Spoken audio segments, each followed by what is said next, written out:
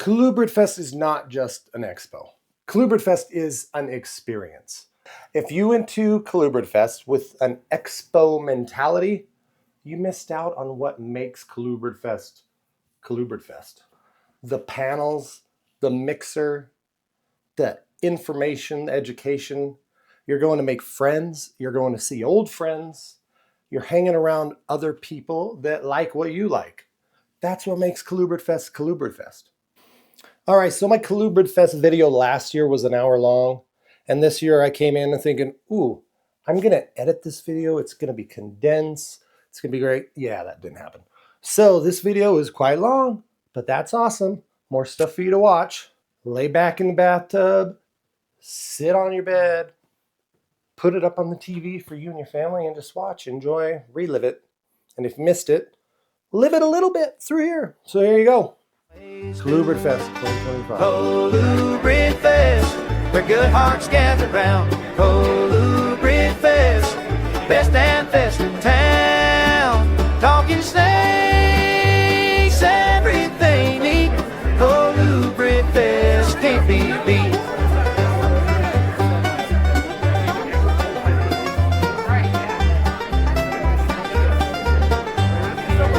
Scales and things don't scare us none, we understand their ways. Cold blood runs through loving hearts, these are our kind of days. Colubridfest, where good hearts gather round. Colubridfest, best and best in town. Talking snakes, everything neat.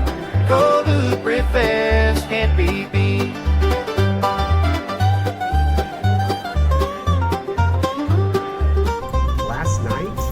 Who attended, that went back to the hotel and had that big mixer that brings the community together. Things go, and I'm holding the microphone. We're going to learn about what colubrids are in addition to colubrids and why that term is actually the correct word for a bunch of snakes. So everything's going to get one big R and one little r. So if you breed two of those together, that's where you can kind of prove out that something is recessive. Few of them are towards the front. It's time for them to eat. That's how I used to do it. Now I just feed every Sunday. Little wake up after lunch. How many people here have ever had any kind of infectious organism enter their collection and spread from one animal to another? Whether that's mites, upper respiratory infection, anything. Okay. Bunch of sickos. And now, But the title of my talk today, we thought we wanted to have some themes with Colubridfest this year. And one theme that I think is important, you see it all over social media. It can be a theme that brings people together. It can be a theme that rips people apart. And that is this whole idea of enrichment. For many species of snakes, and this is colubrid-centric, vision, we now know, is a very important sense. There's been some recent papers that show several species of colubrids actually see way better than we thought they did. The main point I wanted to state here was that we don't have to overthink it. We can do this in the fancy, bioactive, naturalistic enclosure way, or we can do it in a rack system. And you know, remember that collection you just built? The random hodgepodge of a bunch of snakes that don't go together and you can't breed them now because you have a bunch of different species, maybe you don't have pairs and all that stuff. What are you gonna do now? You got that itch to breed. Is about colubrid culture. And we're not necessarily talking about raising snakes with colubrid culture, but our culture as colubrid keepers and breeders. We have April Linkfield, which is with house snakes and house snake morphs and more. There we go. House snakes. And then we've got Eric Westmoreland, ECW Reptiles, corn snake breeder and other colubrid breeder extraordinaire. So.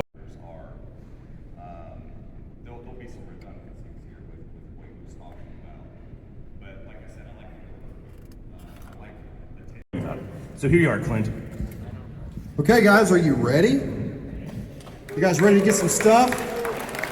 Huh? You guys ready to spend some money? Am I gonna hear some of those wallets creak as you pull them out?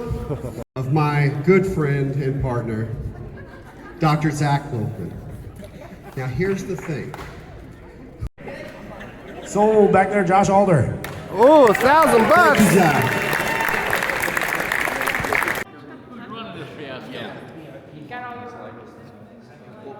I've not been to Taylor, but every time someone showed the video,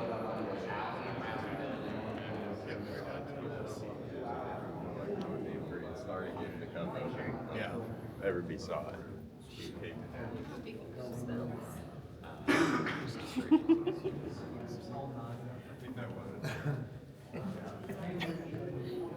Oh, line will get longer.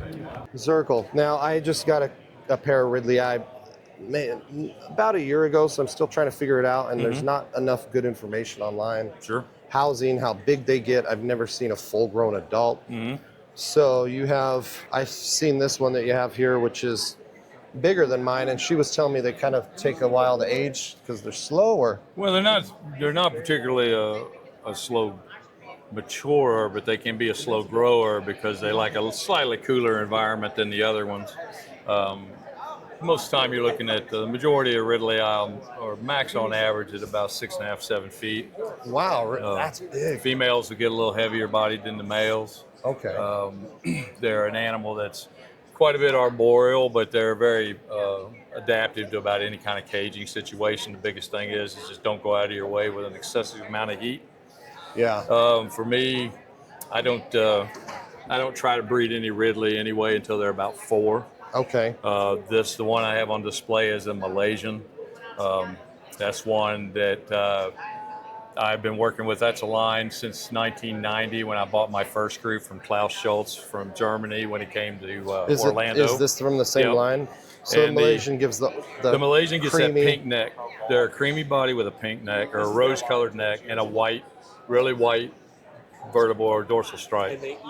When you get into the Cameroons, the Cameroon Highlands, those guys tend to vary anywhere from a very peach and orange colored body to very yellow bodied. They tend to have a yellow stripe to them and a blue head, just like the Malaysians. Size on them is the same. Probably the biggest thing that I try to get breeders of Ridleyi to understand is that Ridleyi are one of the species that throws inherently high male when you breed it. It's not. I had a friend of mine that bred his one year and hashed out 19.2. Jeez, really? So sometimes you have to, when I bought my first group from Klaus Schultz in 1990, I had to buy 3 males to get 1 female.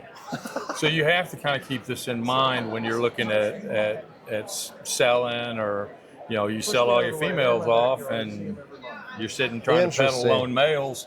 And it's very difficult. I won't say it's impossible, but it's very difficult to find lone females. Where people that know and really breed Ridleyi understand that the males you have a higher ratio of males, so you need to take that into consideration when pricing.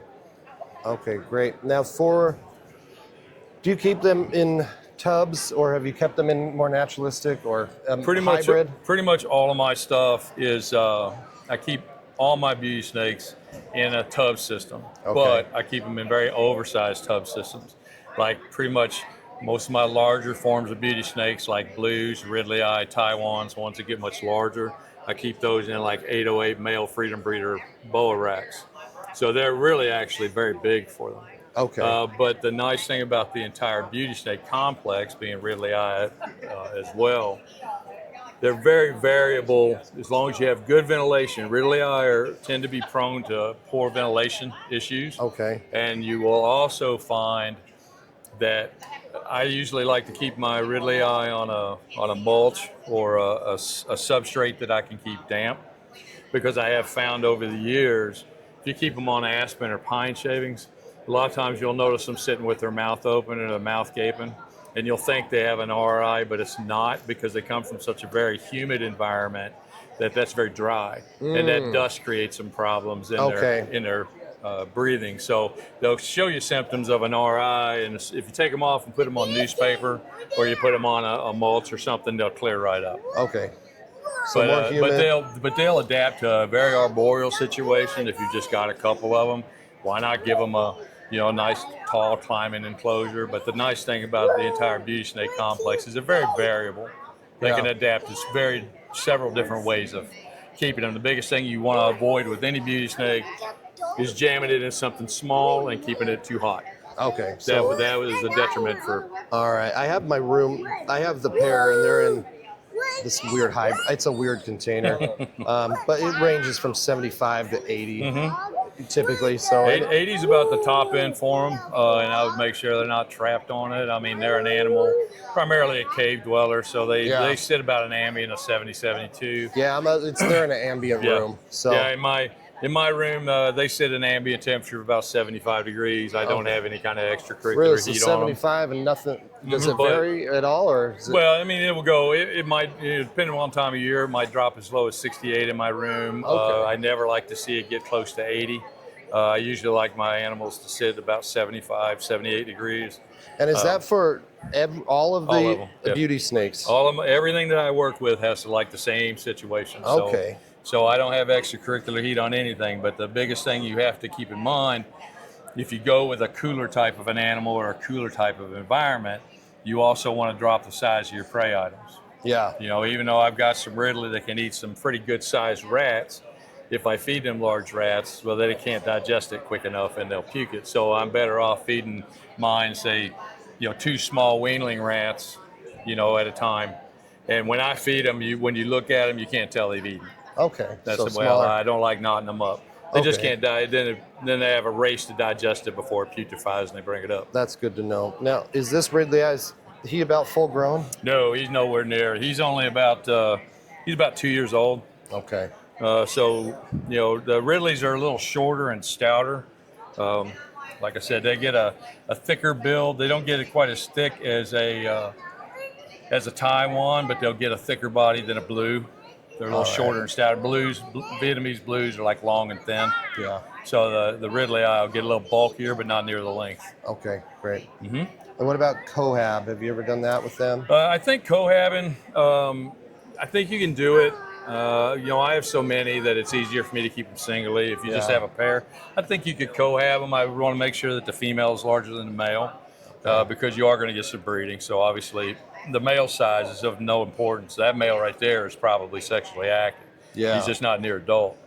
But a female that size getting, egg heavy could have problems with passing because they do have fairly decent sized hard shell eggs. Is there any sexual dimorphism at a younger age before the female actually starts getting big? Any way to tell? Not really, but I think kind of loosely, I won't say, ingrained in stone, but loosely, the males tend to be a little bit brighter, a little more vibrant than the females. So typically like a corn snake. But it's not, most things, it's not a huge difference, but you do notice it. Okay. And they're one with their body structure. When they're gravid, it's very difficult to tell that they're gravid. They mask their eggs real easy. Really? So about the biggest giveaway on them is if they start going off feed, they're probably egg heavy. But they're not. With something about the structure of their body, they're almost impossible for me to palpate eggs in them. So I'll sit and if I have an animal that starts getting into about 4 or 5 weeks past breeding, and all of a sudden she goes off eating and doesn't want to feed, I figure she's probably gravid. Interesting. Now, what are you doing with the incubation once you get them? Incubation on all of my stuff is I don't use an incubator. I put my stuff directly on vermiculite. Okay. I use a 1-to-1 ratio by weight of water and vermiculite. So a pound of water to a pound of vermiculite, and that's actually a very dry setup. And I put them directly onto the vermiculite. I'll moisten some sphagnum moss and put on top of the eggs because it just kind of acts a little bit of like an antifungal. Yeah. And then I put them on the top of my cages in my room. So they sit. My eggs will fluctuate anywhere from 68 to 80 degrees. Oh, really? And I sweat more about my eggs getting above 80 than I do at 68. Okay, and so how long is the incubation time? You gotta just let them sit and wait. Really? Yeah, I've had blue beauties go 107 days. I've had black milks go 114 days. Lordy. But Orthrophis shells are really hard. Particularly, they'll soften up about 2 weeks before they hatch, and then it seems like right about the time they hatch, they get hard as a rock. And so when I see the first one split, then I'll let them sit for about 6 hours or overnight, and then make sure Amy cuts all the rest of them the next day. Really? Pokes them, make sure they're alive, because the eggshells are very thick in the Orthrophis complex, and the egg tooth is relatively fragile. So if they happen to break it, and you can actually see them scratching from inside the eggs, you'll see lines. Oh, interesting. But if that egg tooth snaps off before they can get out, then they're going to drown or suffocate in their egg. So When it comes to any beauty snake that I have, once I get one of them slit, I give them a few hours, then I slit all the rest, make sure they're alive, and then they could sit in there for days. I don't care. But I will make sure I cut every egg on a tenure. Interesting. So the male to female ratio issue, I guess you could call it, is that a known issue for all breeders of Ridleyi, or is that more in your collection? It's a consistent with the Ridleyi complex. I do tend to throw very near a decent sex ratio, or sometimes high female. I hesitate to say that snakes are a temperature sex determinant animal because my stuff is not regulated temperature wise consistent enough that I can go, oh well, at 74 degrees you'll hatch all female, because mine fluctuate just like they do in the wild. Okay. So, but because of the way I incubate my eggs, the majority of the species I work with, I am generally always high female. Okay. So I have to think it's something to do with incubation, possibly, maybe it could be something that's genetically. But for many, many years, I used to only sell them in like 2.1 sets. Really? Unless somebody just wanted a pet, I'd sell them a little male. But it's just something to be aware of. Don't be shocked if it happens. It just is. There are several species out there like that. Ridley tend to be one of them. Interesting. Cool. And one final thing, I could talk to you for hours about everything. Happy to do it. The Ridleyi, their musk, it's sweet smelling, I found, compared to North American. I don't know many people who have Ridleyi, so when I tell them, it kind of smells sweet. Like, what do you mean? It's a little bit different. It tends to be something you'll only really come across with the babies if you really irritate them. I've really got to honk something off to get it to musk on me when it gets some size to it. So. And their bite actually doesn't hurt. It's strange. No, they're usually they're bite with an open mouth and let go. It's more of a warning type of a thing. But sometimes if you start getting like excessive amounts of agitation in your animal, might be something you might want to look at, maybe finding somewhere a little cooler to put them, because when they get hot, they'll get agitated, and then when they get agitated, they get to be. Well, the reason this one, I don't know if it's the male or female. When I got her, she has a pinched. Part of her side has been pinched. So it's constant. I don't know what happened when I got her. I think she's in constant irritation, which is unfortunate. It could be, and I mean, if she's not, for lack of a better term, perfect, in the wild would make her more prone to being eaten, which may bring out a little more of her defensive nature. Cool. Or you might see that she might puff out once she gets a little bit of size, or it may round out as she gets a little weight. Yeah, I mean they're probably 4 feet long, so I mean they're not. They're sub-adults. Well, they're one of them things that they tend to really sprout and get a lot of length, and then they'll stop, and then they start putting on weight. Most of my adults are about like that. Oh, that'd be so great to see them that big. Cool, man. Well, thanks, Rob. Oh, my pleasure. Anytime. This is great. Cool stuff. All right. See the tail there? Yeah. Where it basically just tapers straight down from the vent. Just taper straight down into the tail. Okay. That's a female. All right. We get this platinum here. Man, that thing's beautiful. Well, actually, that's a female platinum. Let's get this T negative. This is a young male, but you can see how wide that tail is. Okay, so it is a little more wide. Yeah, the hemipines go to about here in the tail. So it does have a little more thickness. Yeah. Okay. Now, as it gets older, it will get more and more prominent.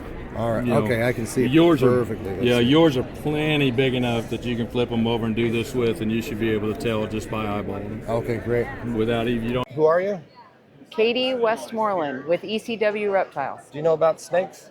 A little bit. Oh, cool. Okay, Mid-America, back at Colubridfest. So since last year, what cool project have you really been working on, would you say? We've had a lot of projects this year, but the corns are pretty similar to last year on the corns, but we added in some white-sided rats, the mandarins. Yeah, these are the ones that you always post. They're so rad. So remind me, what is the mandarin? Is it recessive? Mandarin is Amel Castani. Amel Castani. Okay. both recessive. Both, yeah. Okay. Cool. Yeah, those and they get better with age, right? They do. Our adults are nice bright orange. And then those also have blood red, so that'd be infused. Blood red, so they're another recessive. Amel, Castani, and Blood Red? Blood red. Okay. And is Roy Lance a certain line? Yeah. Yes. All right. Awesome. How's Colubridfest been so far? Oh, it's been awesome. It's Yeah? been really great. Yep. Got to see a lot of cool people, a lot of cool snakes. It's a good show. Really. That's the fun thing about last year. I didn't know anybody. I knew you knew the Westmorelands. Did you know anybody else last year, really? Really? Not we. I mean, we we knew of them online, had never met him in person. So Yeah. that was cool. Yeah, you Kinda come neat. back and see the people. Oh, I know you from last year. This is fun. Yeah. That's cool. But a lot of our stuff, like we kind of hopped into some X-Mexes. These are new from last year? Yeah. Yes. Oh, nice. What made you jump into these? We just like a lot of the Lamprepeltis, and we ended up picking up a trio. Of a high last red, year. yeah. Yeah, high red line male, and so we just really liked those and the contrast on them. They're all granites, which they are all pretty high granite too. And then Yeah. this is what it's called an ultra granite. Ultra Grand. Oh, yeah. Look at the little. That's cool. Awesome. Yeah, we started with that. We got some Calico stuff. We got some of the Hondurans. We really got quite a few new projects this year, really, that were just ready to breed. We had a lot of stuff raising up from last year. Really? Yeah. That's cool. Yep. Well, awesome. Well, good to see you. Good to see you too. You'll be a staple at Colubridfest, right? Yeah. Yeah. Perfect. Actually, I like that a lot because it looks like that cracked earth with that little bit of magma peeking up. All right, so she really is the power behind that guy. That's Eric. Hello. She's the true boss. She's the true captain. Yeah. All right, so we looked at your snakes last year. Anything cool that's popped up in the last year that you just started thinking, rock on, this is rad? Yes, we're doing more with house snakes. I turned it off. It's an inside joke. See my other video. For the 5 people watching right now, go watch my house snake video. Yes, you can great. find out. Okay, so you are doing house snakes more? Yes. Yes, right now we don't have a lot on the table, but we are, because they're cool snakes. Never said they're not cool. You did a whole video on how they're not cool. No, I said they're not at cool. What's the That's difference? Yeah, but you're important on the YouTube. Oh yeah, And so the people that are important on the YouTube, everybody listens to. I'm an influencer. These are cool. They are cool, and I told you I love my black one, and I like my brown one. I love the eyes. I love the shine. It's just they're being promoted so crazy. They're just being pushed. They should be pushed more to children. They're awesome pets for kids. The price might be out of it right now when they come down, but that's why I like them, is because they're easy to keep, a cool species, and kids can handle them, even as little, tiny, dinky babies. So handing a 3-year-old a corn snake, they can't hold it, but a 3-year-old can hold this if they can spread their fingers apart. What's the difference between this and because that's a yearling, right? No, this was just hatched. Really? Yeah. Oh, it comes out big. I love their eyes. They're cool. They are. I'm not saying I think they're awesome because I want more kids to be in the hobby. Yeah. And kids that want a first snake, you're not going to sell them. It's very hard to sell them like a garter snake. Yep. Or a king snake. And corn snakes are great and easy to care for, but they're super wiggly. Yeah, as babies. But these guys, I mean, they're pretty indestructible. Oh, okay. That was my point. Well, the thing I don't kind of like hognose. No, they're not at hognose level for me, so that's a different topic. Anyway, so you love house snakes the most. What is this one? This is a T-positive albino house snake. Awesome. Because yours is about this big, right? This has a nice big head compared to mine. Yeah, but the length, because the females are longer than the males. And I couldn't tell from the video. I don't know. Yeah, maybe. It is pretty. It's a cool snake. There's a reason why I got into them a few years ago, is because they're rad. All right, so you love house snakes more than any other snake on the table? That's your current favorite? Besides the Russian rats. Oh, yeah. How long have you worked with these? Oh Uh, my gosh, what a... like 4 years. Okay, if you don't know about these, this will turn black and yellow. And they're gentle giants. This is on my I will have list one day, for sure. I'm gonna get a Russian. Oh, cool. Yeah. How do you keep these? Just like a corn snake. You have them on heat? Oh, just a little bit of heat tape. Huh. Awesome. Super sweet. And people can find you at every show in the Midwest every weekend. Send her messages online. Send Eric messages online. Say, can I talk to your wife? 10% discount. Just type wife.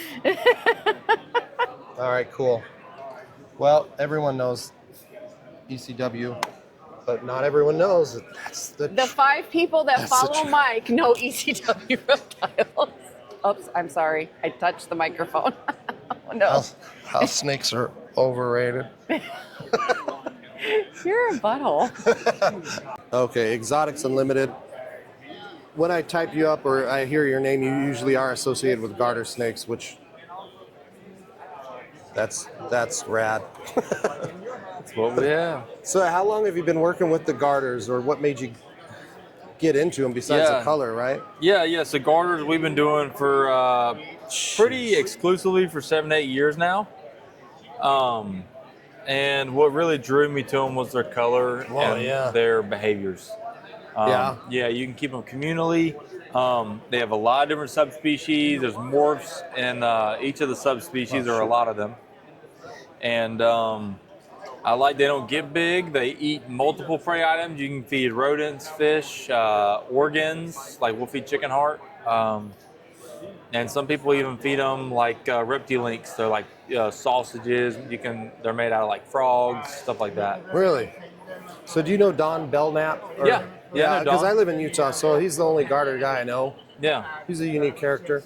Yeah. But he has these occasionally, but I think he said his female died, and I love these Santa Cruz when they're big and full, and all of these are rocking. Yeah, the Santa Cruz, they're one of my favorites. They don't get big. Most of my females are under 1.5 feet. Yeah. They'll have smaller litters of pretty good sized babies, and they eat a lot of fish. So sometimes we have to start them off on tilapia pieces, chopped silver sides. Occasionally I have to give a baby one live guppy to give them feeding. And then after that, they eat everything. Is that for every garter, really, that type of care? Yeah, they're all pretty similar. But I think if you understand the ecology of like a specific species, you can get them to feed a little better. So like, Easterns, for example, will offer a lot of different frozen thawed food items. Occasionally you have babies that they won't eat anything but a piece of nightcrawler. Yeah. Because they're going to eat slugs and worms as babies. Along with tadpoles and other amphibians. So sometimes we'll have to give them a couple meals of, pieces of nightcrawler mixed in, and then we'll get them on rodents and fish.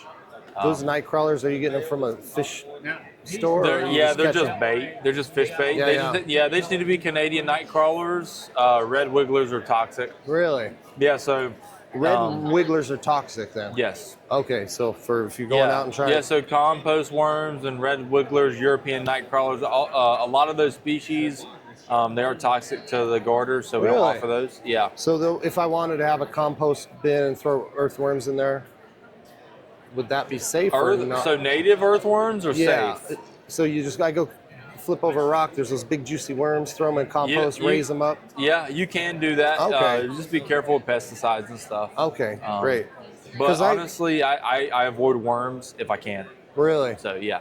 Because they're eating too much crap from humans, huh? Any live prey item can have parasite risk. Yeah. So anytime you feed a live food item, whether it's live fish, live amphibians, worms, you could be introducing you are introducing parasites to your snake. Yeah. So the less you do that, the better off for the animal. Okay, perfect. So I grew up in Seattle, and then I moved to Utah after high school. Growing up, I'd catch the most beautiful garter snakes. Yeah. You know, we have the Puget Sounds. We have the other. Oh yeah. You ones guys up have there, the awesome- reds, and yeah, the and then I go Ordinoidus to and Utah, stuff. which has the most dull, ugly, the wandering. Yeah. Garters. Ugh. Do you work with any of the Puget Sounds or the Pacific Northwest ones? I don't have any Pugets at the moment.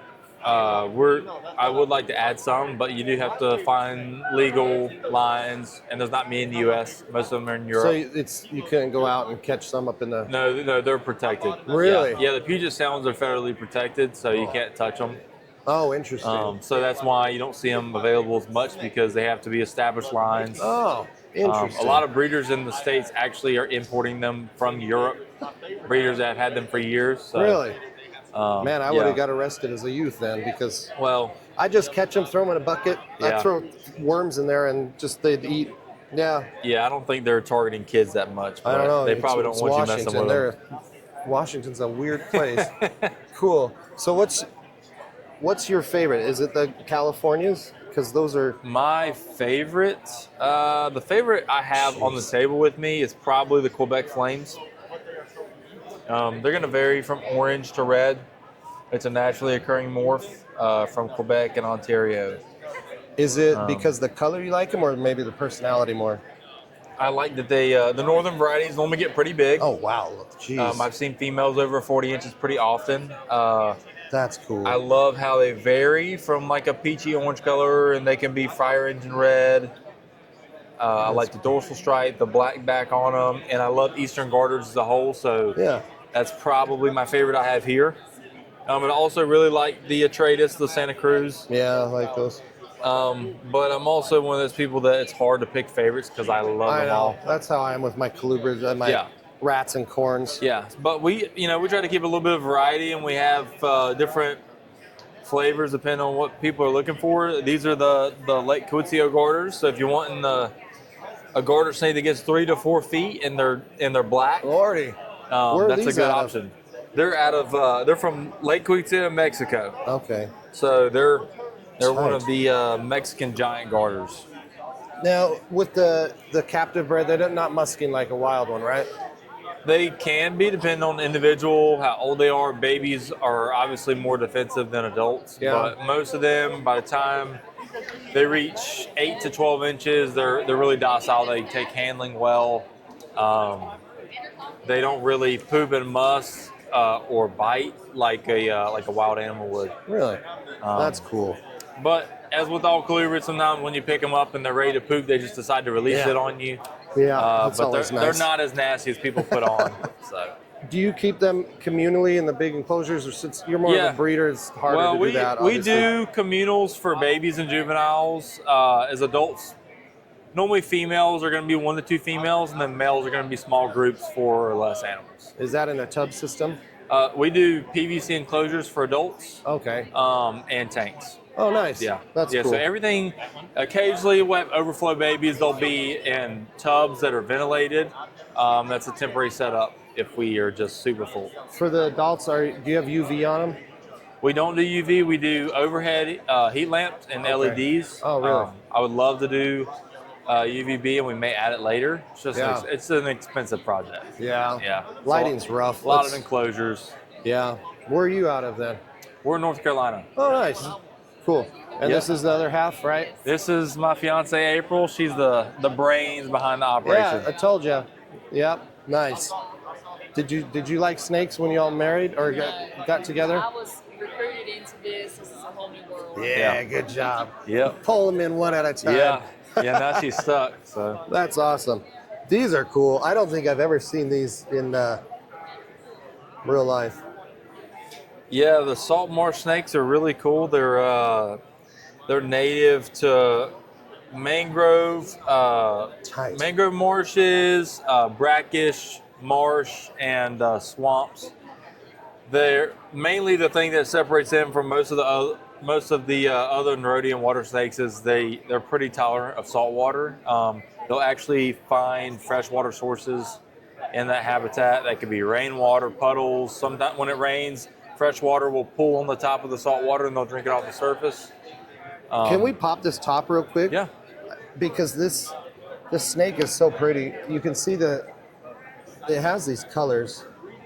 So it has the olive stripe right there, and then more of a rusty maroon. You know how it is with snakes; they never pop on the camera. Oh yeah. But that, and how big do these get? Yeah, so they're going to stay pretty small. Really? Most individuals are going to be 3 feet or less. It looks like a water snake, but it looks like a more evolved water snake. It's a to me, it looks like a water snake with a garter snake head. Yeah. That's what they remind me of. Which one's your favorite so far in your new life? Well, it's hard for me to choose too because I'm in the middle of all of them. And I don't have a favorite. I have the ones that are nicer to me that are my favorites. Nice. Yeah, she likes the ones that don't poop on her. Yeah. So. Yeah, that's cool. What a fun table. It's cool to see just stuff you don't really Yeah, we love see the much. oddballs. That's awesome. They're special. I went to Houston and caught a couple ribbon snakes once. That was really, besides little ground snakes, that was the only thing. But yeah. Tight. All right. Hey, Cool, thanks man. everybody. When are you getting married? Next June. Next June. Yep. Send her some snakes for a Yeah, wedding. will do. Exotics Unlimited. Check us out. Awesome. Thank you. All right. So you weren't here last year. So tell me, No. who are you? What do you do? Joey Flynn, for Flynn Reptiles. So, Nice. yes, indeed. Where are you out of? DeWitt, Iowa. So, DeWitt? yes, Oh. first Colubridfest. Love it, man. It's super Tight. cool. So, One super cool. thing that drew me to you is you have these. Yes, Tell me all absolutely. about Yeah, those. so they're Hypo King rats. I got a pair of them from my buddy Jeff Numanius at Gateway City Reptiles. And, I've had them for a couple of years. And failure. Really? I switched up temperatures. I switched up their prey items. And that's when the magic happened. So, Wow. Yeah, yep. I was feeding them rats, of course, rat snake, right? So I switched them up to mice instead. And, it happened. So Nice. lowered the temperatures and So for the pair, what were the temperatures at before, and what you So switch I was it to? giving them like a basking spot, thinking, of course, they have to be a little bit warmer, but I just keep them in my reptile room. That's about 80 to 82 degrees. Okay, so yeah. ambient. Yes, it So worked no great. hot spot. No hot spot Okay, at all. great. Yep, and they kind of did their thing. So, but she laid 8 eggs. So What these things change a lot with age. So what Yes. color are they going to be? Do you Yeah, so they'll be more of like a lavender. They're like a T positive look to them. Yeah. Yeah, let's Yep. see- Yeah. see So the I have a picture of Mom on that clutch. It's easier to go to Instagram because Yep. you know how it is with photos, right? Yeah. Yep. It's ridiculous, but so there would be Mom. Okay, on the crazy. clutch. So it's yeah, like lavender. yellowy purple. Oh. Yes, they're just gorgeous animals. These things change so much. So no one would say that's going to turn into a yellow, purplish, gray snake. Yeah, and we can get one Nice. out too. They're so inquisitive. They're super cool.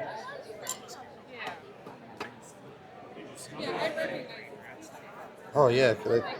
Yeah, absolutely, man. Yeah, absolutely. Yeah. Super inquisitive, quick. I love the head scales. They're so big. So yeah. the cool thing about these is their head is just primeval. Yes, yeah. Yeah. Closest thing to a cobra head. You know what I mean? They're Very for, close. For yeah. real. Yeah. They are. He just wants to play. I know, yeah. She wants to go. Yeah. And when did these hatch? I'm gonna say about not even a couple of months ago. Probably, I'd say maybe 6 weeks. So They feel strong. Their Yeah. scales are. well, and Their okay. scales are strong. They're similar to Pituophis, but it's different because it's not killed at all. Yeah, kind of, but not. Yeah. So the crazy not thing really. is, the parents are so keeled. Right? Yeah, I know they. So when they hatched, I couldn't feel any keels, and after their first shed, I could start to feel it coming in. So, which is very interesting, I guess, to me. No, So, they're cool, and I feel like they're getting a little more popular. absolutely, yeah, absolutely too. And we kind of, we mess with them out of the egg, kind of keep them like chill. Good, You know what I yeah. mean? So they're interacting. They're knowing, hey, you're not going to hurt me. And of course, if they get startled, you know what I mean? So, but yeah. Those are pretty cool. Super cool snakes. So. Awesome. Well, good job. Yes, thank you, brother. Yeah. I appreciate it. What are the main shows that you usually do? Yeah, we do some show me shows. Yeah, we'll be at Tinley. So yeah. Okay, Yep, perfect. absolutely. Awesome. So, And then just Flynn Reptiles. Yep, Flynn Reptiles. You on Yep. Instagram or Facebook? What's the Instagram, best? Facebook, and also Morph Market. So, Awesome. Rock yep. on, man. Awesome. Thanks so much. Those are Thank cool. you, brother. Heads up. That defeats. It's like when you go herping. You don't know what you're gonna get. I'm in the woods with nobody, so, Yeah. Now, so everyone in the world knows Chris, Dark Horse, because he does rad stuff. But people don't really appreciate it or understand. How the heck are you getting these freaking amel wild rat? Just walk me through the process. This is mental and so freaking awesome. From a wild caught amelanistic female that was caught as a juvenile by my close friend. Wow. And we brought the project forward and produced the first visuals again in 2022. So. Okay, so all of these are from the one? Okay. From a single pair. Yep, a single wild caught pair. So and we had a second morph pop up in the project that was unexpected. These pale sides showed up, and I just did first test breedings this year to figure out if they were simple recessive, and they are. That's so cool. So when you're a snake guy, you have friends that know you're a snake guy, and they'll be out walking and be like, yo, I found this cool thing. We go herping together, and we all have the same interests. So awesome. We're all just like networking to get what we each like and hook each other up. So was it a random find, or were you actually out? Was he out herping? He was out herping. Okay, yeah, cool. He was out herping and came across that original female sitting up in a tree one evening, flashlighting it. Really? And, so we lucked out, and he just hung on to it for years. When she was older, we went back to the same area and got a wild caught male from about 1.5 miles away and bred him. And she produced 1 litter, and at about 20 years old, she passed away, and so we had that 1 litter to work off of. So. And they were all hets. They were all hets, yep. And then in 2022, we bred the hets and got the first visuals. So, okay, so these you bred the siblings from in the clutch. Yep. And cool. in the next year or two, hopefully, I can get some new fresh stock from the same immediate area to work into the program. Yeah. So did you go back and try to catch as many? Not yet. In the spot? No. Okay. We just saw off the original pair. I was in the area this past June for IHS, but I have multiple projects in that area and didn't have enough time to hit all my areas that I wanted to, and was only able to go herping for some water snakes in that area. So really? I wasn't able to hit the area in Moorhaven where these guys came from. That's rad. So visual albino female up in a tree, grab it, bring it home, pair it with another. Yep. Just a big distance in age years between the two being caught, but because like she was originally caught as a small juvenile in the winter of '99 and 2000. Oh wow! And then he collected the male. She was getting older. He wanted to go back to the same area to get some stock because he knew that they phenotypically were cool in that area, and caught a male and from right near where she was caught and brought it back. Bred it right away to her, and we got that first clutch, and the project has taken off since then. So the first clutch, was there anything that popped out that looked of we just got our. The only thing was 1 pair of the F1s produced a new morph, and they continued to produce them. And this year, I test bred the first ones that hatched out in 22 to see that it was simple recessive, and we were able to prove that out this year. So sorry. Okay, so the female, I'm just visualizing in my mind. You got the albino female, caught it, raised it up for 20 years. Yep. You got the male, wild, caught, similar area, locale, bred them together, and then from that clutch did the pale side come out of that clutch? Yeah, it came out of those offspring. Okay, so then the offspring. Yep. All the normals were just nice looking Everglades from out of the original pairing. Yeah. And then once those raised up and we started pairing them off, 1 pair that I had of the 2 pairs popped out these pale-sided ones. Nice. And it's mostly a baby morph. The ontogenetic change of Everglades type rat snakes are very strong, and so it washes it mostly out. It's a little brighter color, a little less stripe on the lateral markings on them, but they look relatively normal as adults, but they make some really cool looking babies. And then when the 2 morphs mix, you get the pale side amelanistics, and they are just banging. So is this 24, 25? So look at those 2. That's a normal amel. That's a pale-sided amel. And these are yearling pale-sided amels. There's only been 4 or 5 of these produced so far. And is this, so this is a yearling? This is a Gulf hammock rat that's snake, totally different, just up in here. Yeah, these are yearling amelanistic pale sides. There's only 5 of those I think I've produced so far. That's crazy. And these are just regular amels, and these are pale sides. So these are a combination of these 2 morphs. Because it was just the pale side was hiding in the project. And maybe the original amelanistic wild-caught female was pale-sided as well. We don't know. Because she already had a little bit of size on her, and it would have been washed out color-wise. There's some really incredible ones, like that one's banging. Do you have a yearling of these, or is this the first? I sold the few yearlings I had at Daytona. Cool. The only yearlings of these, because I've gone back and forth with keeping them, because I only produced a handful of them so far. I'll put them for sale. They don't sell in like a couple of weeks or a month. I'm like, all right. Pull Now, so this is a... This is an amelanistic, and this is her mother. This is the F1, one of the F1s that produced the pale side. Rad. What And do this the is one pelt of her- sides look like when they're adults? Relatively normal. Oh, really? They're a little, maybe a little cleaner, a little brighter colored, and the lateral stripe is not as pronounced. Okay, cool. But relatively normal. The color just gets washed out because they get such a strong orangey red look to them as Now, they get older. one thing I like with you is, unless I've heard you wrong, you sometimes don't say Western, Eastern. You almost just refer to your snakes as this is a Glades County rat snake. This is a Common names vary. Zone County This is rat always snakes. going to be a Glades County rat snake, whether you call it an eastern rat, yellow rat, Yeah, an Everglades I like rat, or that whatever. idea. It's always going to be Glades County. It's always going to be Moorhaven, Florida. Yeah, Always. I like that because with everything changing, who knows? Yep. They can change all the rest of that all they want. That's never going to change. Yeah, that's So- cool, man. When did you start doing specific locales like you do now with the water snakes and everything?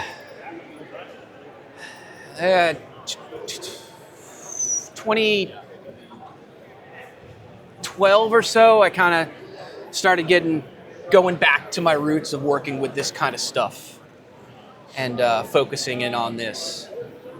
Wow. Oh, jeez. Look at that balling, baby. That's rad. Heck yeah.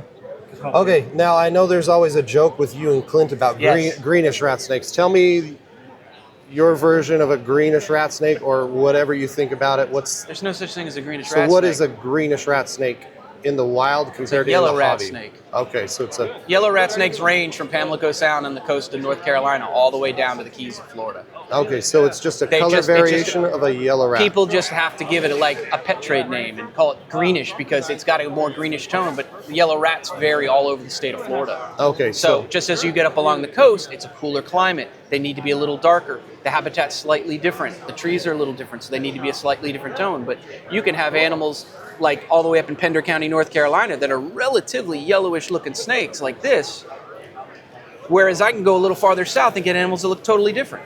Yeah. And all over the state of Florida where I have various locales, the yellow rats look different in every area. So to go and call it just because it isn't a crisp yellow rat snake, not a yellow rat snake. There's never been a formally described snake as a greenish rat snake. Cool. It's always been a yellow rat snake. I never heard of it. So what is And even confirmed in 21 and 22 with the reclassification again of the eastern rat snake as quadrivittatus. Huh.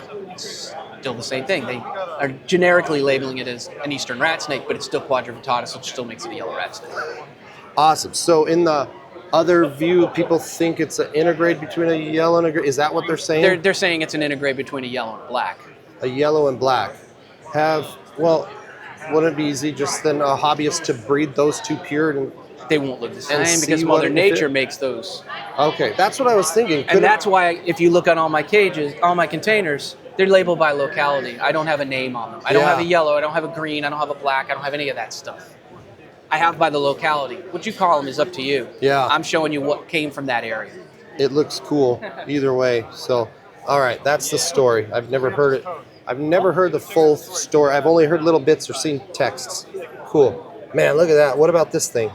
Columbia County, Florida. It's right on the line where the gray rats start turning into yellow rats. The habitat, the shift in habitat changes where the Brooksville Ridge is. So it's more forested to the west where the gray rat snakes are. And then the habitat shifts and starts being more open, dry, sandy habitat. And so you get little pockets of areas where what supports in those particular areas is something not quite what we group into a gray or a yellow or whatever. So I would think that's I would say, oh, that's a cool Texas rat or something. What do these look like as adults? It's pretty similar to that. Okay. Yeah. Nice. But just keep the brown. That's cool. Yeah, and I've got some from that same county that are only maybe 10 or 15 miles away at tops that look almost just like regular gray rat snakes.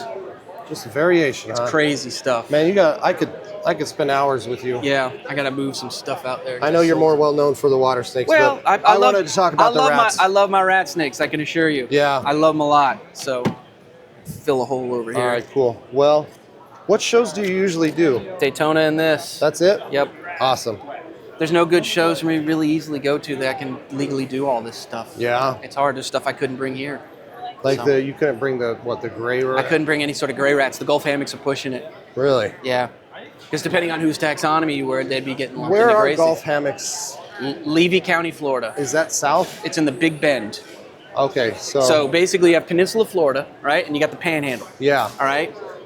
it's in this little curve right here, and it's a little change in habitat where you've got, just sandy habitat up the peninsula of Florida. You've got more forested rolling hills habitat coming from the west, and you've got this little area down here where everything drains into, and the habitat is completely different. Oh. And so you've got a little influence phenotypically from both sides, but you've got an animal that's completely unique to itself down there along the coast in one little pocket of area. Interesting. Cool, man. All right, this is great information. I love it. That's why I also record, so I can listen back, because I would hear this now, and then he told me this. I don't remember what he said, though. Jeez Louise. That snake's cool. I guess we'll see if it's good enough.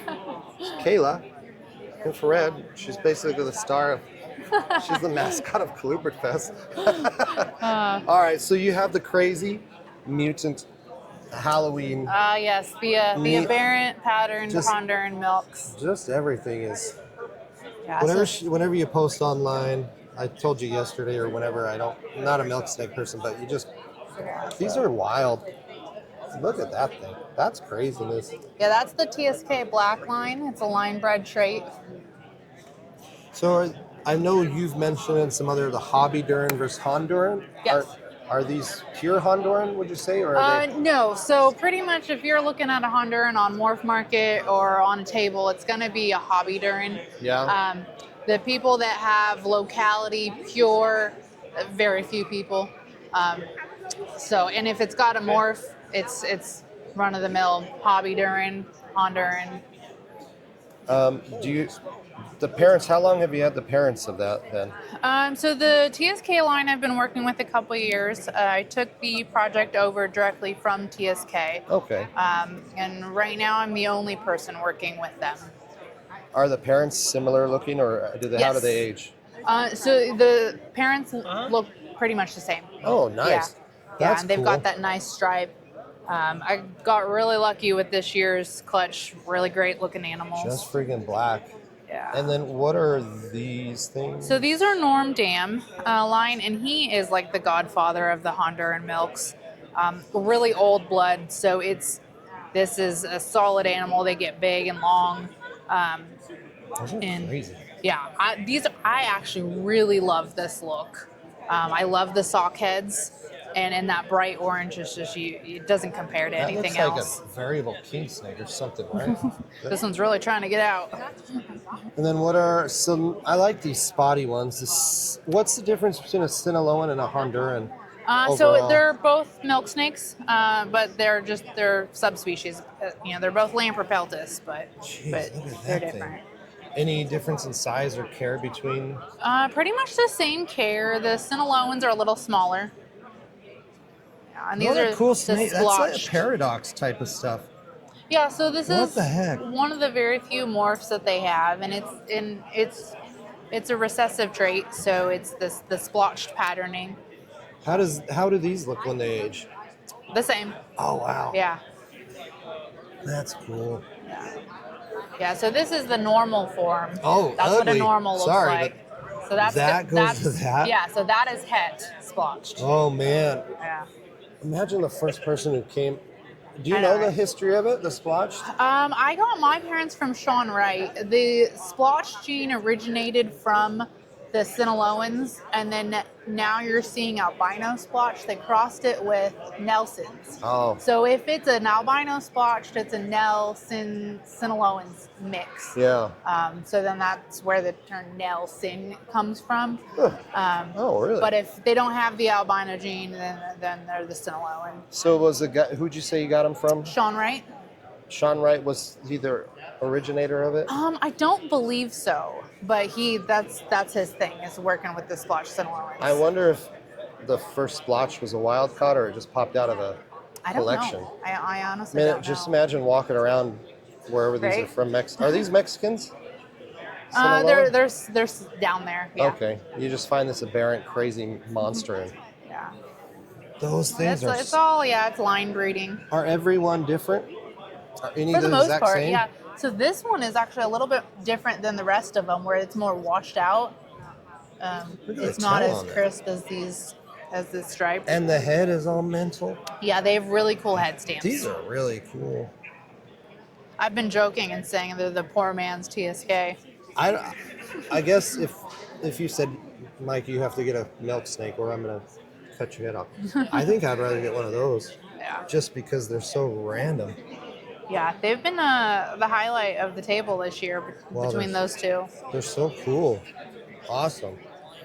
Well, any other cool stuff that you worked since last year? Anything that popped or was new? As far as my oddball stuff, I mean, not a lot of it makes it to shows, but I've got, these are captive bred Madagascar blonde hognose. They hatched back in January, so they're super well started. They've been a breeze to work with. Really? And these come in all the time wild caught, but having captive born is Oh yeah, not that's way happen good. very often. Awesome. So that was really cool. How long have you had the parents? My parents I've had for 3-4 years. Oh, cool. Yeah. Awesome. Awesome. That's rad. What's the? Oh, and then you're coming to Tinley, but you're not vending. What I'm are not you? vending. What show are you vending next? January Pomona. I only do 2 shows a year. I do Colubridfest and January's Pomona. Awesome. And that's it. Otherwise, it's all online. Cool. Well, thanks, Kayla. Awesome. This is the first time I've seen one of these in real life. That's so cool. These are probably one of the most naturally beautiful animals, snakes. I would say this and some of those Brazilian rainbow boas. Oh, God. They like shoot out of the egg when they hatch. Do they? Did you produce this? I did not. That came from Europe. Oh, wow. Shoot. Where'd the female Russian come from? So that one's from me. The 2 baby males are here. She's just a year old? Yeah, she's like a little over a year old. She's early 2024, so she's a year and a half or so. You hatched this one? Yep. Tight. Yeah. Before they're big and He bushy loves and his and he lost bossy. one. It ran away. Well, we can get one right now and do one there. I'll say he's planning his new one. Zach. Hey. How you doing? I'm doing well. Yeah. You follow me on YouTube?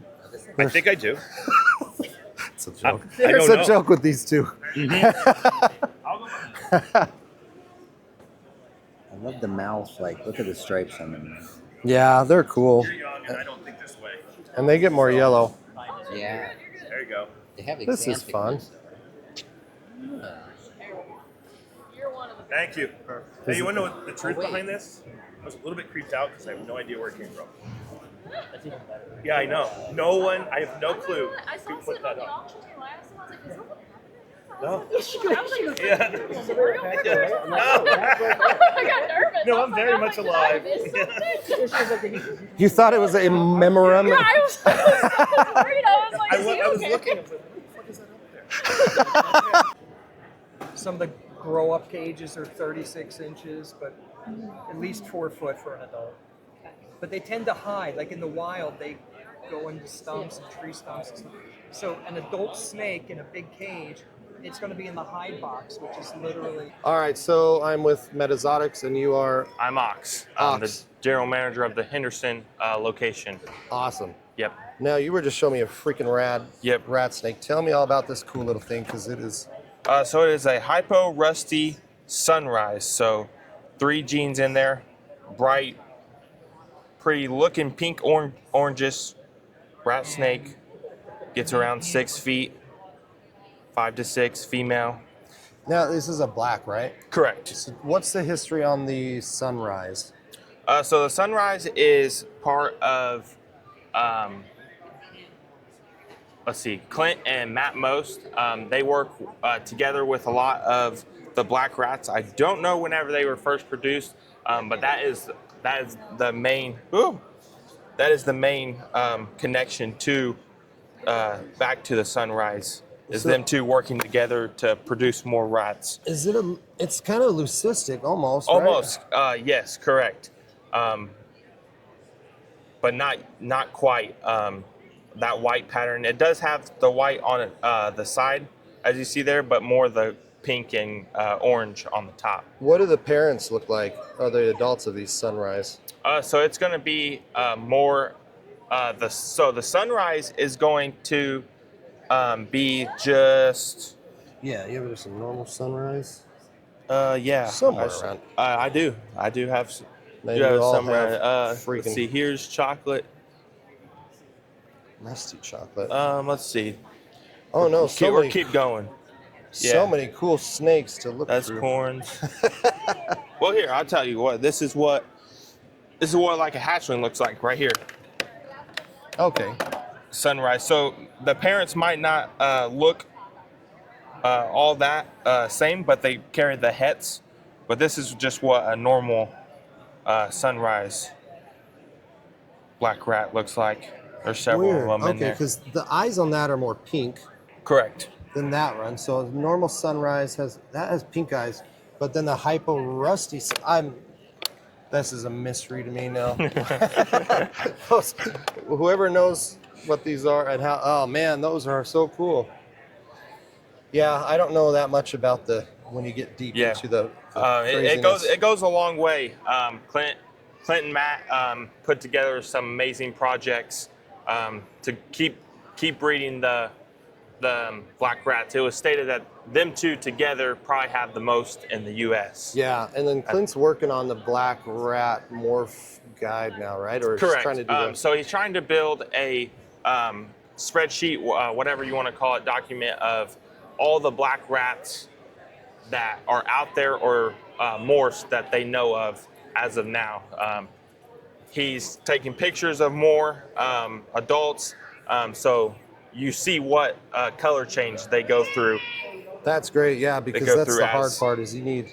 Yeah, so what you're looking at there, the white side will actually turn into almost a black on top, but fully white on the side as an adult.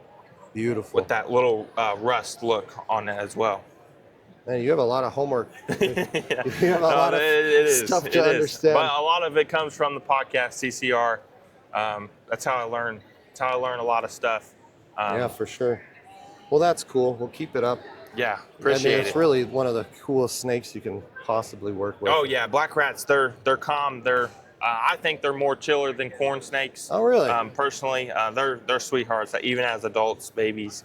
Jeez. I seem to find. And you find them just out in the wild where you are. Correct. Huh? Yeah. That's rad. Just normal black rats that are like gray and black. Find them in the wild. People sometimes they dig them up, but yeah, they are the normal ones are native to Indiana. Nice. And you're the manager of the Kentucky store? The Kentucky store. Okay, Yes. Cool. Yep. All right. Well, thank you, sir. Thank you. That's not a Well, just terrible kind of. hybrid. Yeah.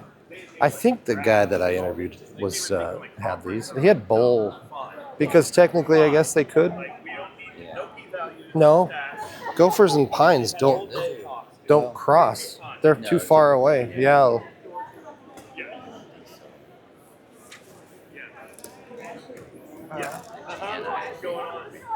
These are beautiful, and they get better with age. Eleanor, where are you out of? Okay, nice. Yeah. This one's trying to hide.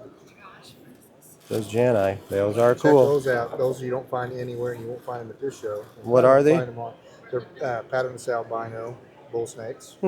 So yeah, and you don't find them anywhere. Awesome. You can find the patternless in varieties like these, the false, snows, or axanthic, or hypo. Yeah, you don't find these. I thought I would show some here because there was some on Morph Market. But they're beautiful. You hatch these, yeah? Yeah, these are mine. Where are the parents from? Do you know? The parents I actually bought about 7 years ago from a pet store in Nashville. Oh, really? Yeah. Oh, nice. I didn't even know that they were het for patternless. Man, they're really bright and pretty. Yeah, that's great. All right, so Evansville. How do people reach you? Right here through Eleanor. Is it on Instagram or Facebook or? On Facebook. Okay, cool. Yeah, you can just Google Eleanor Reptile, and it'll pop up on Facebook and our Morph Market page. Awesome. Nice stuff. You can't have that. It's pretty, ain't it? It is. You know, there's a lot of the stuff at this show. That's what's nice about this show, is it has high quality stuff. You know what I mean? It does, because people tend to do it. Colubrids You are more notice that? passion.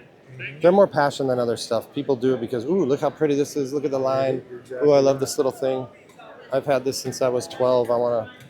People care more in the colubrids, I've found. You can look at the tables. If you've attended the other reptile shows, You'll never see anything that looks as nice as this stuff. For sure. You know what I'm saying? That's why it's great. Garbage on the other. Super nervous. Yeah. Because we're recording. No. All right, so you were here last year. Yes. So since last year, what cool corn snake project have you been working on, or something popped up over the last year that you're like, oh, this is great? Yeah, so some really cool projects that we got this year that we did not have last year. We have been working on our pied sides, so we have some really nice medium and high expression pieds. One has a mustache, he's my favorite. We also have our sun-kissed Abbott's oddities. Oh, look at the head. Which are super cute. We had a couple surprises pop up out of that clutch as well, which are kind of nice. So we had some ultramel sun-kissed that pop up, which were super sweet. So we've been focusing a lot on the Abbotts and the pieds this year, in addition to all the other snakes that we have been working on morph-wise, but they're very sweet looking. Those have amazing heads. How long have you been working on the Abbotts, or had the Abbotts? So we have been growing them up for a couple years. This is the first full year that we were able to actually produce any snakes with them. So we were very much looking forward to that project. So, awesome. Yeah. And where are you out of again? We are really close to Cincinnati, so northern Kentucky really, but about 15 minutes from Cincinnati. How far is that from here? 3 hours. Oh, not bad. Yeah. Cool. All right. And Alchemy Exotics? Yep. Perfect. Look us up. Cool. Hey, thanks. See, Thank that you. wasn't bad, right? Nope. Okay, so who are you? I'm Kristen Jock from Stygian Exotics. Oh, you won the fancy award, huh? I did. What was that award? Remind. Best new colubrid. Best new established species. Colubrid. I don't remember how it's phrased. Something cool. I mean, she did something right. Something okay, yeah. So what were they talking about? Mainly your hand in this? So the work with the Solognathus species in general. So I have the Solognathus helena, and then I have the Monticolorus, which is a subspecies of those. And then I'm also working with the black copper rats, which are they've got the yellow stripe down the back. Oh yeah, your pictures on the. They're was like cool. black and silver and yellow stripe, yeah. So that's a female I produced last year. Okay, so this is still a juvenile. Yeah, she's like what, 7 months or 8? Is she 9 months? Okay, okay. Okay, so the collie, whatever you called it, was the Latin name? Monticolorus, yeah. So Solognathus helena Monticolorus. Look it up on the internet. Yeah. I'm not going to try to pronounce that They're one. called montane trinkets. Montane trinkets? Yeah, and this is a common trinket. That's nice looking. Yeah, they're beautiful snakes. Where are they from? So India, Sri Lanka, Bangladesh, those kind of areas. The Monticolorus come from like the Western Ghats only. So What's the Western Ghats? within India, the Western Ghats is like a mountain range area. Oh, Yeah. interesting. And Cool. they are high humidity loving species. Really? Yeah. Very simple care though. You can't mess them up. What are they eating in the wild? You know, or They rodents a lot, Yeah? and they eat a lot of birds. Oh, so nice. yeah, they don't specialize in anything else really. And as adults, they'll take down like rats and things. So really, how yeah. big is an adult? An adult of those only gets to be about 3 Oh, foot really? for a female. Yeah, and the males get very comparable size So they're wise. like maybe house snake size. Yeah. Yeah, I'd that's a say. good comparison. That's a really good comparison. Okay. Yeah. Huh. The Monticolorus can get a little bit bigger. They can get like 5 feet, but that takes some age to get there. So, Really? Yeah. Okay, cool. So that's a A common common- Indian trinket snake. Yep. Look up the Latin name. No thanks. Do you have any of those the line stripy ones? What were you saying? I don't have them on me. No, they're That at was home. a Yeah. copper? Or The what was black it? copper rats. Black Mhm. copper rats? Yep. Where are those ones from? Those are from like Indonesia, Malaysia, Oh, okay. that kind of area. The ones I have are from Vietnam, so they're Vietnamese locale black copper rats. Nice. The picture that they had or showed on there looked Yeah. rad. Yes. It was really cool. Those are the harder color variant to find. Yeah. So they come in of like quite a range of color variation with them, and that patterning and coloration is like the hardest one to get your hands on. Is it a locale thing or just random? So it's debated very hotly whether or Yeah. not it's truly a locale thing or if it's like, because they're so variable across that species, they seem to be collected mainly in Vietnam, that color form, but the area that they mostly come from is almost all protected.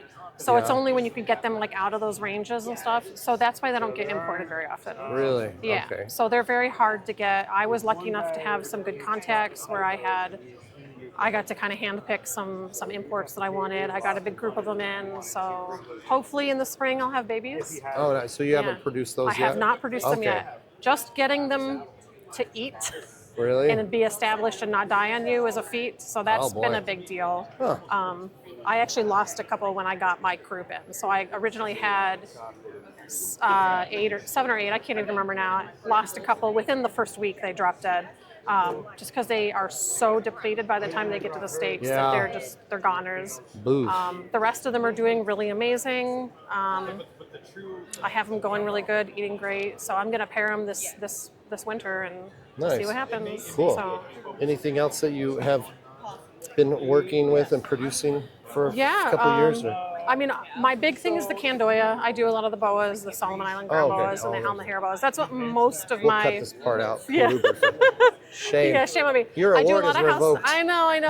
I do a lot of not a lot of house snakes. I do a couple house snakes. I've got Aurora house snakes, which are rare. Yeah.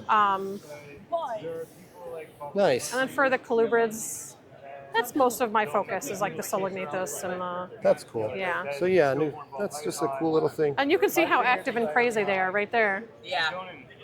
Watch out. And they stay the same. There's no change in color. It's basically from baby to adult. So they start a little bit darker and then they become a little prettier as they get older. So they lighten up a little bit. And then between male and female, there's a little bit of a color difference. So the females get darker and the male stays a little bit warmer of a brown color. Okay. So it's not a very, it's nothing crazy, but definitely they hatch out real ugly. So Really? Yeah, they're very like dark brown and kind of like, wouldn't you say they're kind of muddy when they're hatched? Oh, really? And, yeah. So it takes a couple sheds before you start to see that real pretty That's color cool. come out. Are there any different locales or morphs yet with those? Not that you can collect, it's illegal to collect them. So what we have in captivity is what we have. There are hypos and albinos that have been spotted in the wild, but they're Really? not really. So someone has them. You know, We'll someone see. is Yeah, I know, working right? in I know, Korea yeah. or somewhere. Yeah, they're working with it. Eventually, I'm sure they'll make their way over to the States, but They look like they have the same face as those radiator rats, at least yes, a little it's bit. the same family. Yeah, That's what I was yeah. thinking. Okay. Yeah. They're like the smaller cousin. Yeah, so their radiata is they get bigger, and Yeah. they're overall kind of a nastier temperament. I was so- trying to get those kids to pull it out. I'm like, just pull it out. Yeah, it's no I big wanna deal, see. right? He's It's no like, big deal. I got a little killed. No, those are definitely a lot feistier. I prefer these just because they have such a much more docile temperament. They're easier to keep and easier to care for. And the radiata get like 6 feet, 5-6 feet. So that's a significant size difference as well. So overall, a trinket is a. If you like a smaller. house snake, you'd like Yeah, this. you'd love a trinket snake. And then what's yeah. the quick care guide? Every house is different. 84 degrees. It's really critical to provide like a humid box because they Okay. do prefer a higher humidity. I use a reptile mix with Yeah. like moss, and then I also provide that hide box. Cool. But they're really simple. Awesome. So, All right, so Stygian, Stygian exotics, yeah. Instagram, Facebook. And I have a bunch whatever. of trinkets hatching or due to hatch in a couple weeks. Yeah, Facebook, And if you like Instagram. these, those are rad. Yeah, they are Yeah, rad. they're cool. Awesome. Hey, thanks for letting us hold. It's always fun yeah. to deal with critters you've never seen. Awesome. We got the Grabowski. Cool. Is this the one you got last night? That's cool. Oh, speaking of the auction, I'm donating this anonymously. No one will know who did it until you watch this video. It's Zach from last year's Colubridfest auction.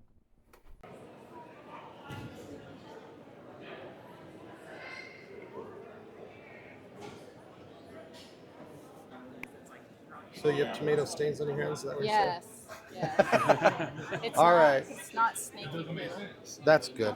CS Snakes, you're a original from last year. How is it this year compared to last? Yes, I Are- finally got to go to the sessions yesterday. And Oh, that was really? Wonderful, yes. Nice. So since last year, is there any cool stuff that you've produced or anything that you're just excited for this year? Or that We finally produced about this exact same thing we did last year. Cow kings. I had struggles with cow kings, so I had found another male and was able to produce cow kings again this year, which I call my little zebra babies. Yeah, they're fun. Yes. This thing's rad. Yes. That's a cool snake. Oh yeah, here you go. Lavender tessera. So my mystery clutch this year, my male ended up being het lavender, so I popped out. Oh, nice. I think it was, yeah, it's a cool. I'm very excited. I've only had 5 eggs, but all of them came out awesome, and I think I had an ultramel lavender in there. Oh, nice. Surprise. Yeah, that's fun. So I'm excited to see, because mine only hatched a month ago. So Did you have a weird season this season? I only tried Like a for late one. season? One? Yeah, I didn't really want to deal with We it. had a very weird season. All our females were late. Really? Late. How late? Or by what? 2 or 3 months? At least a month. Where are you out of? Bryant, Indiana, just an hour south. Okay, was that common near in the Midwest? A lot of people had issues, or not issues, just. Sarah had issues. Yeah. I know Eric It did was on too. Facebook too. Yeah. Others said, yeah. Huh. Wonder why that is. El Nino. Maybe that's what it was. So weather, I you guess. started to hatch those. Anything else cool or? Some of my other favorite I have, like these. That's pretty. Yeah. Look at it, nice and white. Some Miami influence. Yeah, it looks like it. Ooh, The pretty. moment's a buckskin. I usually have zigzag lines, but the zigzag just didn't happen this year. Man, that's way pretty. The Miami eyes. influence. Okay. So that will turn more silvery, right? Mhm. That's pretty. It's going to be more like what they call buckskin. His Hmm. background color and lights. That's great. Well, glad to see y'all again. Did you have a reverse OKT in this clutch? I did. I didn't get very many this year. Is that one? The RO somewhere. Yes. Yeah. I almost like, because we see AML so much, but where's that super? Is this the super clean one? One you just showed me? That one. I mean, this thing is Probably the just, lightest. yeah. It's crazy how much this is going to change. That's fun. Nice little corn snakes. It's really the best pet. They Awesome. are. What other shows do you do or typically go to? There's a Muncie show that we go to. Yeah. And we used to go to the Midwest, but we haven't been there for a while. Where's that one? Indianapolis. Oh, okay. So, wonderful. And then of course we're online. We do a lot online too. So yes. Well, are you more active Instagram or Facebook? What would you say? Facebook. Facebook. Okay, cool. I've been getting into the whole Instagram posting over to Facebook when you post on Instagram. Oh yeah, to thing. click over. Yeah. So I'm just starting that. Makes it easy. So yeah. Yeah, Just for do sure. Both. Do you want to see this girl? I don't know. Ooh, what is this? She brought one of her. He's breeders. the one I get out when kids come around. And so this is the sire to a lot of these that are here. Oh, really? Yep, he's a diffused het lavender, het amel, possible het stripe. Nice. And What is diffused? Diffused is blood red. Blood red. It's mask and blood red. So there's mask and blood red in there. Most of the time, yes. That's pretty. Really wipes out any kind of head markings. Nice. What a good red corn snake right there. And he's the pop to a lot of them, huh? Yes. Like Oh, this he one? did prove out, These? the het tight-sided too. Oh, really? Yeah. We bred it with the corn snake with his, and I got these things with little white sides. And I'm like, where did that come from? So yes, we had some special surprises. That's fun. I think all corn snakes have mysteries now. Yeah. That's why I like it when you buy them from some of the breeders that have a lot, and they're like, he's just full of heads. I don't know, there's something in there. So it makes it nice.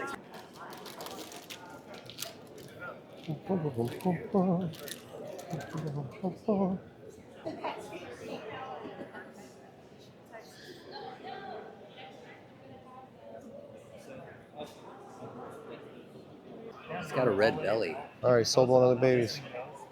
My fan. He watches but doesn't subscribe. Wait, where are you out of again? Ohio. Ohio. Cool. Yeah, near. What? It was like you're recording. You got me saying words are hard. Words are hard. Words are hard. I thought you wrote books for a living. Say what? Thought you wrote books for a living. I do. I do have 2 books. Not for a living, though. However, that is mainly what is sold today.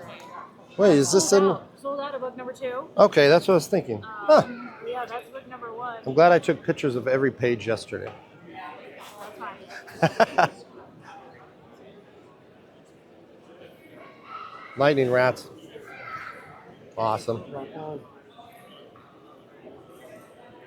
You look familiar. You look familiar. I saw you at the Showgirls last night. Hey, what do you work with? I work with ball pythons. What got you into snakes? Lap dances.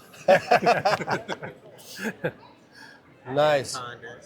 So you guys drove 25 hours? 25 miles. 25 miles. Yeah. It was brutal. 25. You used to tell me there's We almost ran out of gas. endless cornfields. Endless corn. Endless. And sunflowers. Really? And sunflowers. Came all this way to support a good cause. We saw one cornfield that you couldn't see the end of, like the ocean. Sounds miserable. They invested a lot of time, so reach out, envy, or morph it. He has a new ball python for his daughter. It's so cute. Shit, I think pick it up from Jason's house. Yeah, I really like the gray or like the lavender ones. Yeah. I think they're really cool. I like that. I definitely want darker one spectrum. I like You want this an orange one? Yeah, or like. No, this is his. I keep mine. All right, your original Colubridfest. You were here last year. Yeah. Remind me your name, where you're from. My name is Roy Klinger. From Mooresville, Indiana, a little bit south of Indianapolis. Nice. So since last year, is there anything that you've produced or popped out that you're proud of that's here? We got these pretty nice looking candy canes. Oh, and they're het cinder. Oh, possible het cinder. Yeah. Het sun-kissed though. That's all nice. kinds of stuff. Yeah, the male was a sun-kissed candy cane, so really nice looking. Some Did stuff you still left over from last year. Oh yeah, that's mine. You produce these? Yeah, I do the Cape House snakes. It's the they were just starting to get going. I have quite a bit on live, just not on frozen thawed yet. Nice. So still getting it going with that. There's some nice Kind of stuff. wanted to hold these back. I mean, these are still from like last year, but it's like after a couple sheds, I mean, these guys are getting Man, better those and are better. popping. Just caramel ultras. So it's like, ooh, yeah, it's not something you really see. Yeah, that is So pretty. It's like, I can't hold everything back, right? Nope, that's the So, worst part. Yeah. Ooh, I'm a motley person, so when I see a yeah. decent motley, Yeah, those are some nice. gold dust stuff. Yeah. Yeah. Still got some of that stuff left from last year too. The gold stuff didn't seem like it sold that well for whatever reason. So. Oh, really? Yeah. Huh. Well, and then what shows do you usually attend, or what's your main market? The Indianapolis show, the Midwest Reptile Show. Oh, There, that's really? the main one. I occasionally come up to the Show Me show that they have up here. Done that one up here in Fort Wayne.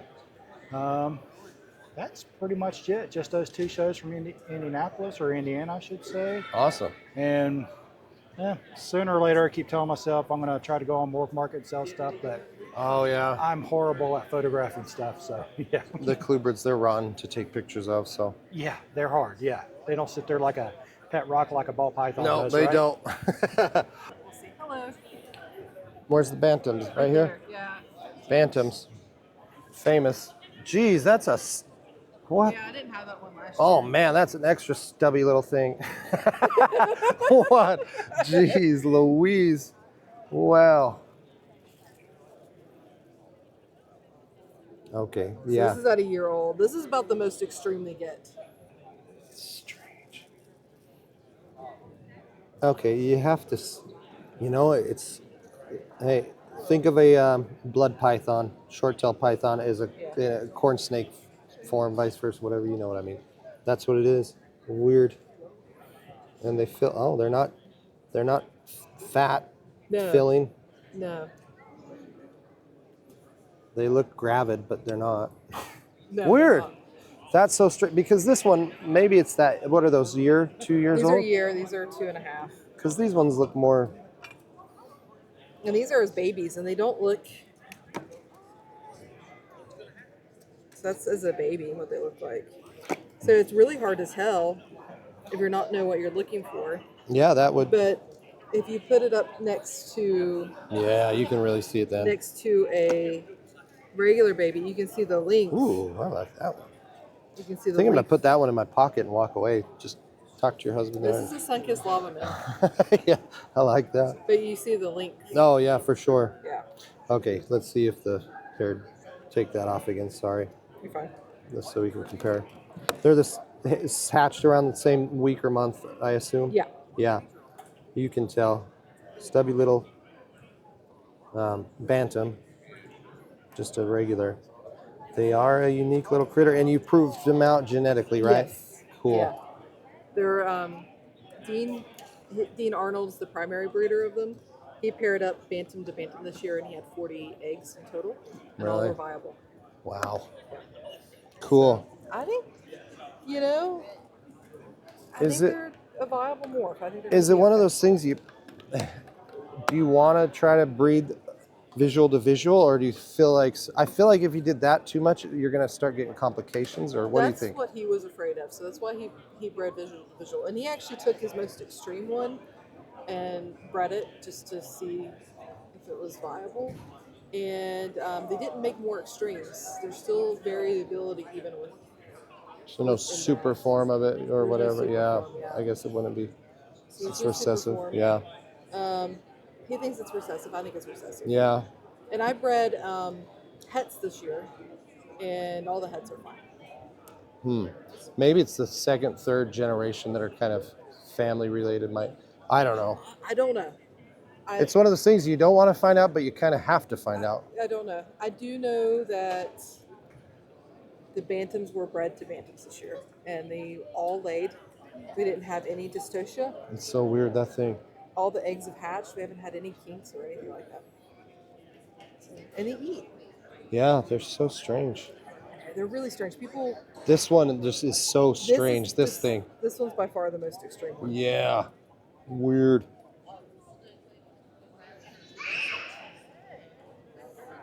Awesome. Well, But they move fine. So. if you want a little goofy, chubby snake, give you a call. Serpentine works. Yeah, serpentine. Serpentine. I'm in Indiana. Are you supposed to say serpentine? Just pronounce it as it's spelled. It's like Clint last night. What did he say about the Grand Tetons? What did he say? I don't remember. I don't remember, but it was has ended. Everyone's packing up. Still a lot of stuff. Saw something you like, reach out to that breeder.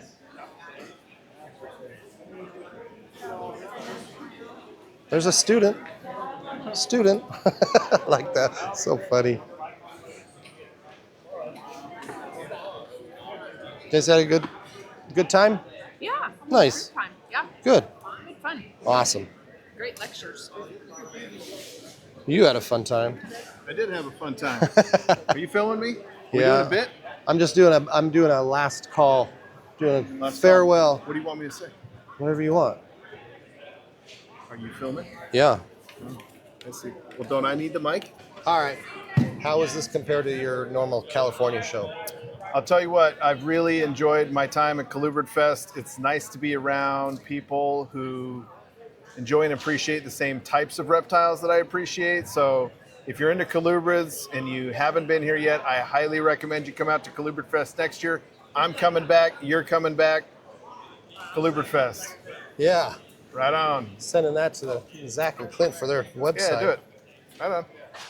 And then you're packing up? Yeah. My flight leaves in a couple hours here. Nice. Well, have Yeah, fun in ready to go. California.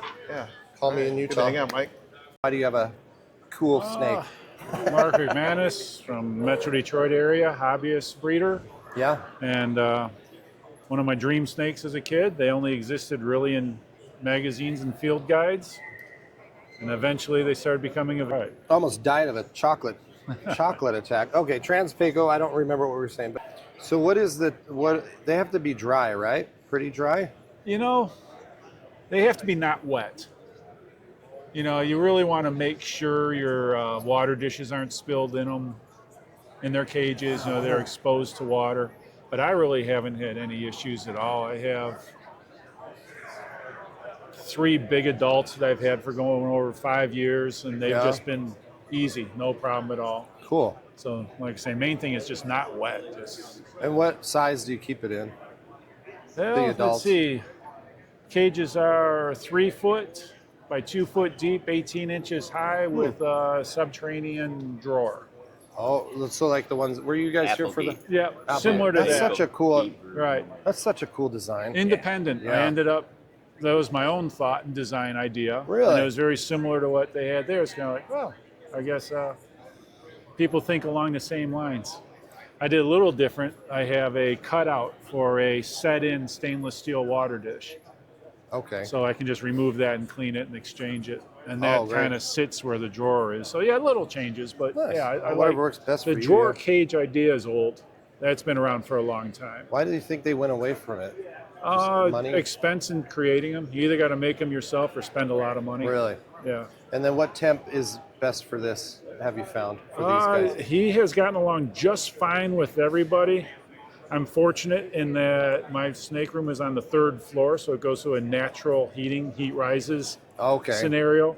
So I've been able to keep them at just ambient temperature through the summer, which to me up there is in the low 80s for a high during the day and upper 70s at night. Do you brewmate them? Or? Yes. Okay. Yep. What's the brewmate process? Formation? Again, I have not been overly specific on them. I keep them with my king snakes and corn snakes. And so nothing crazy then, nothing huh? too crazy. And as yet, I don't have breeding success, so I can't say that it is fully successful with producing offspring, but the health has been fantastic. They Nice. come through the brumation process 100%, no problems at all. They're pretty. So they're a good pet then overall, right? I really got to rate them as one of my favorites. Really? Their gentle demeanor, size, color, appeal. I can't tell you how many people have come by and, oh, it's so cool. They're derpy looking. People love derpy snakes. So why do you think they're not more popular right now and more people don't have them? cheap. Clutch size is always smaller than a corn. Clutch size? Okay. Yeah.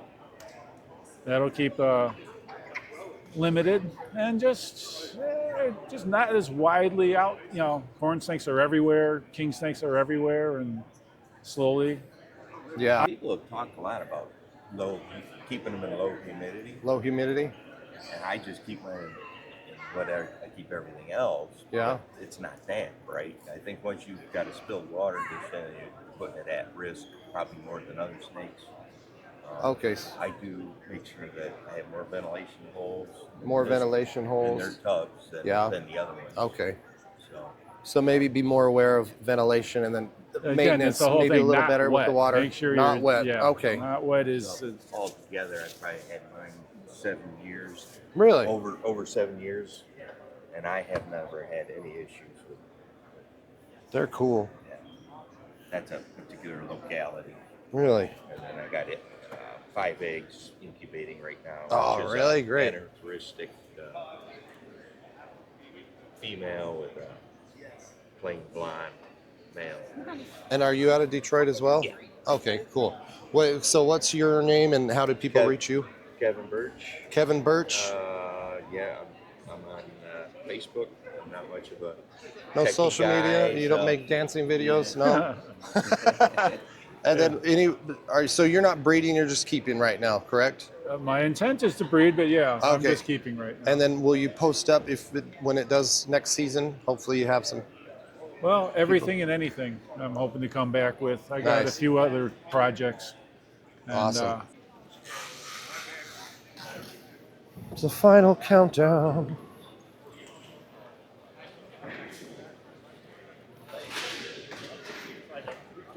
Hey, Ox is an internet star now. This guy, I got him on the video. Making him famous. He's teaching me all about whatever the hell we were talking about. Must not taught you that well. You don't even remember. Rusty. I think I picked the hardest black rat to explain, right? There's a hypo Rusty Sunrise. Sunrise. Yeah, so it wasn't an easy one. I tested them for you. I appreciate that.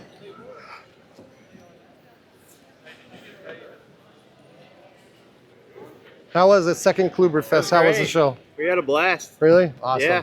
Where Hope you everyone comes next year. Yeah, where are you out of again? Cincinnati, Ohio. Okay, what's that, 3 hours or so? Yeah. Oh, nice. Driving back now? Yep. Drive safe. Yeah. All right, you too. Yeah, see ya. You go last year? You go to Indy? Yeah. Good job. It was so late when we got out of here last night. Like, okay. Get it. Well, before they even announced it, I just happened to, because I knew that it was coming. Right. And so I happened to search it. Close up. Kerwin, did you have the most fun in your existence? The most fun in my existence. Pretty damn close. Awesome. Yeah, That's a great good. time. Maybe I'll see you at Pomona, huh? Well, you can. You were so busy. I know it's a fancy one. Huh? Okay, so I know everyone bothers you about house snakes. Yeah. No, so, but I met this thing on, what day did I meet this? Friday? Friday. It's so rad. It feels like an old lady. I know it's weird, but it's squishy. Yeah, Tell me all about the file snake, just the basics. Basics. If you can get one to bite you, you need to tell me about it because I've never been bit by one. They're amazingly docile. Okay, so that's pretty cool. They do eat a bunch of different things. They will eat just about anything you put in front of them. They do eat rodents. You can feed them rodents their whole lives. We do from this size, you know, when they're newborn all the way out. And they do just fine on that. As far as care goes, they're pretty easy to take care of. If you can take care of a ball python, you can take care of a file snake. There's really not a lot that's different. You would want to give them a little bit bigger of a water bowl. They do appreciate their water. If you're going to keep them in, like, say, a rack with a ball python rack, you'd want to keep them down at the bottom, which are a little cooler, just because they appreciate the cooler side. And that's, you know, just a thing for them. You can give them a hot spot out to like 88 degrees and that'll be fine. But if they can't get away from that kind of temp, they'll start to heat stress. And you'll know because they'll like rub their nose and stuff. As far as care goes, they're really easy. You don't want to use a super dusty substrate because they have enormous nostrils. Let me show you if I can find it. Where are we at right now? She's like, I'm all tangled up in your hair. They seem like just a nice, chill, fun. They really are. I mean, if I left her on my neck right now, she'd be here all day. Like, it's not even a thing.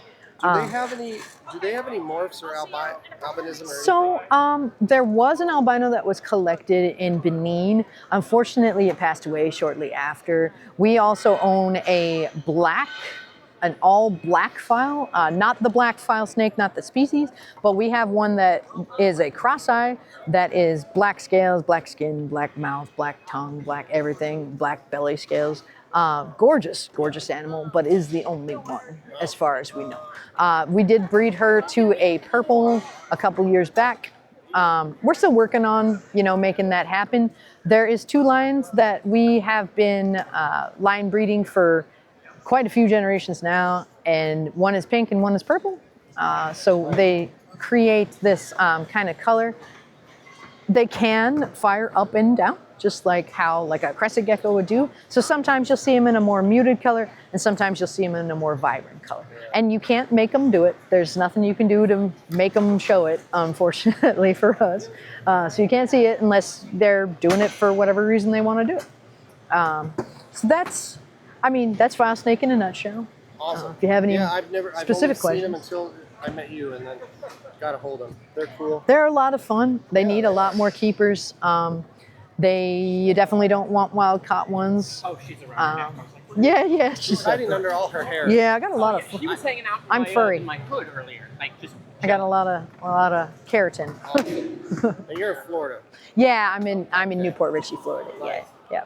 Well, thanks. It's close-up time. Goodbye, Colubridfest, farewell, my friend. Watch the colors fade into the end.